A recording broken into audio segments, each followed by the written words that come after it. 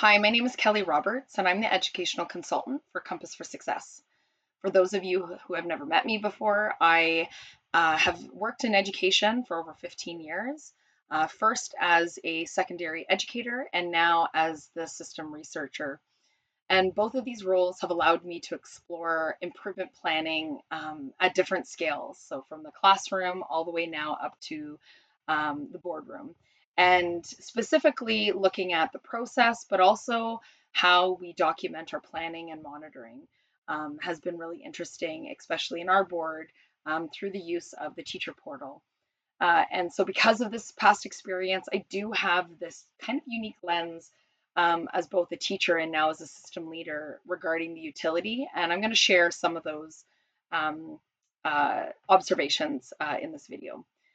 So, to begin, we're just going to talk about why the Encompass Teacher Portal. It's really difficult in a system to talk about how we're going to do something differently and what specifically we're asking staff to do without having this clear vision of why. And for us, it comes from, having this really accurate and efficient way of doing improvement planning. There's lots of things happening in education right now with many priorities. So anything we can do to simplify this process and really add depth and meaning to the process is something that we want to engage in. And so um, for us, this is probably the common questions or observations that I would get when talking about improvement planning in my research role, which is, I don't have time for this. I need a one-stop shop. I can't have these EQAO data files and then report card data here and then other intervention data there and then be able to put it all together before my superintendent comes for their visit. And so it's been really great to have this one-stop shop.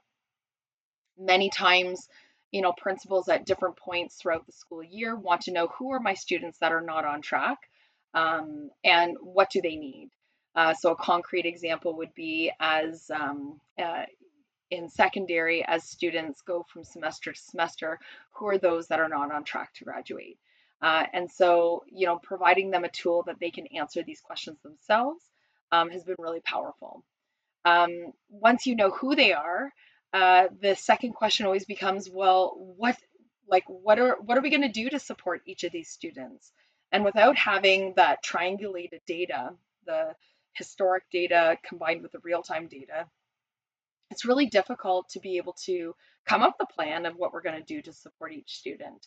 And so it's been great to have this one-stop shop to know who needs what, but then also to formally document how explicit interventions are working.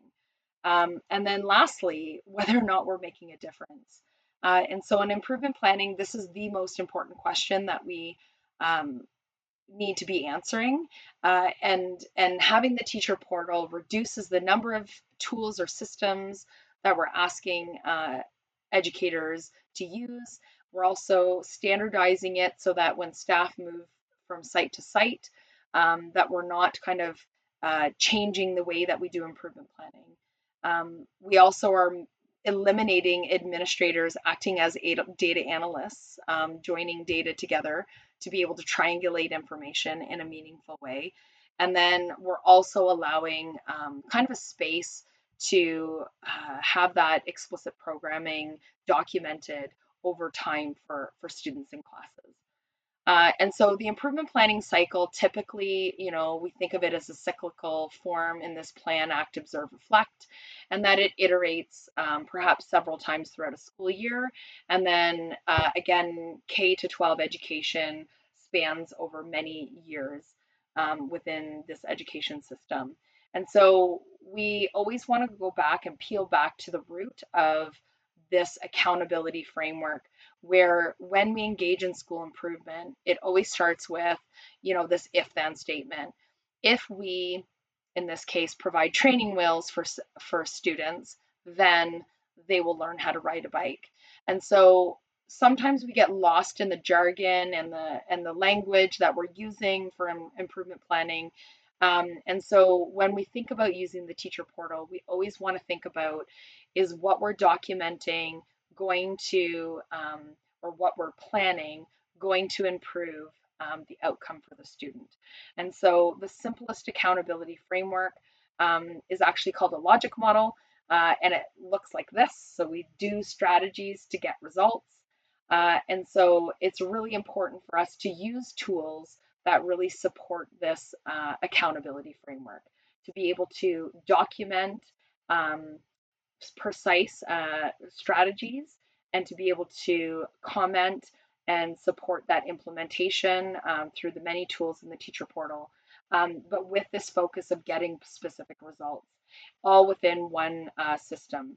Now, it actually is a little bit more complicated than this do and get logic model. Typically, we have multiple strategies working together to provide a particular result or a combination of results. But let's not forget that all of what we do should be rooted in particular needs. And so now, this improvement planning process is quite complicated, right? It has these different stages, but also different data points and different data sets that we need and require to monitor this improvement planning cycle. And so the first question or the first data set that we need is this needs assessment. So what do we need to do? Typically, we're triangulating data at the student, class, perhaps school level to be able to report on what it is that we need to engage in. And so the teacher portal allows all staff to be able to triangulate information at all of those scales to answer that first question. The next question is, well, what will we do and how much? So the teacher portal allows you in the same portal to be able to document and talk about what programming will look like either for individual or groups of students, and to be able to document how much intervention is being used to support the student. The third question is always, well, how well is it working? So again, you can have that regular recurring check-in in the teacher portal to see whether or not there's barriers in the implementation of the strategies or interventions, but also over time you can see how well improvements are being shown in some of the indicators that you're using to monitor your plan. And so this last question is anyone better off? Is the most important question in improvement planning. We don't want to engage in the cycle without really having our minds and all of our efforts working together to support results. So why we have the teacher portal? Because we need this one-stop shop to unify and support improvement planning, but how we do it is very complex because there's these different stages and different data sets that you need to monitor each stage. And so the teacher portal, this is the what. This is what the teacher portal provides. It really kind of eliminates this old phrase of data rich but information poor. When teachers and schools are asked to look at different data sets and kind of understand where needs are, it becomes really complex when these different data sets are all in different locations. We also then prioritize this weighing process a little bit more than the improvement process. And so the phrase is always, weighing the pig does not make it fatter. And so if it's really complicated and time consuming to do this weighing or monitoring process, we forget that feeding the pig is actually the part that's going to drive improvement. And so what the teacher portal does is it kind of flips this scale in terms of priority. It really eliminates some of the effort needed in terms of this weighing process or monitoring process by having this one-stop shop with all of the information about all students available within a few clicks of the button. And so the priority and the conversation shifts to, well, what does this student need, or what do these groups of students need to be successful? And so The teacher portal just has this ability to go from a really high scale, so a school profile level, to see what are the overall trends and patterns at my school, but then to be able to quickly drill down into, class profiles, because perhaps there might be variation between classes. And so on these pages, you can actually, um, say you're triangulating different achievement data points, but you can actually, in fact, triangulate. So on this screen here, you can see that there's report card data with EQAO data, and then it can be placed right beside other large scale assessments within your school or school board. And so, having that ability within one click to go from school to class, and then with one more click, you can drill down into the student profile where you have even more information available for individual students. So navigating the student profile, you can really manage all of the data available about a particular student to precisely program or fill gaps for that student. So sometimes that's using the real-time gradebook assessment data. In other cases, you can navigate to other board level assessments such as reading. You can build for your school boards. There's areas to document precise interventions. So perhaps there's, a tier 3 reading intervention occurring in your school. But also you can combine that with transition data. So having your transition forms to support that move from elementary to secondary is again another layer of information for students. And then not to discredit the street data, as we call it. So the notes, the observations, the conversations that can be added to the profile over time. Um, so having all of those different scales are great. And then being able to have that flexibility to create unique group profiles. So perhaps there's a group of students that have the same um, uh, like the same profile or the same need. So independent of the fact that they're in a different class, you can, say, show me the list of students that are not on track to graduate based on credit accumulation in grade 9. And so you can use these group profiles to be able to look at trends and patterns and support programming at a glance. Another use that's frequently created in our school board is caseload meetings or caseload groups. So being able to just see at a smaller scale than school, just different groups of students, and being able to have all of their information with the click of a button to monitor their progress. Um, there's lots of different tools in addition to monitor groups of students. I know in our schools, we are using the at-risk flag where we are operationally define the stoplight color code. And then support staff with their understanding so that everybody understands who's perhaps needing more support and then what support is required. So this is just an example of those that are categorized blue versus green versus yellow versus red, so that we all understand what students need and perhaps the severity of the need.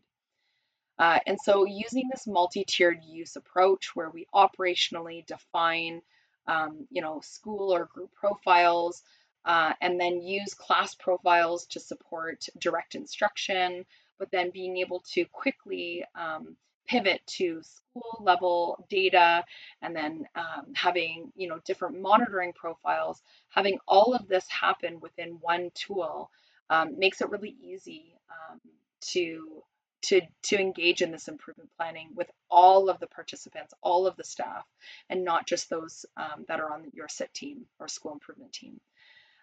So we really want to make sure that we're knowing our learners and responding to their needs and then monitoring their progress over time. And so using these different views and these different functions really helps increase the likelihood that you'll see improvement over time. Now, it does take time to engage in this improvement planning process. So I it's great to be able to have a tool that follows the student over time to see improvement over time, and not just think of improvement planning as a 1 year or a short-term process. And so this table is taken from the National Implementation Research Network. It showcases these 6 different levels of implementation, all the way from exploration to sustainability, and it describes what each of these levels of implementation are and kind of like the end result of that level.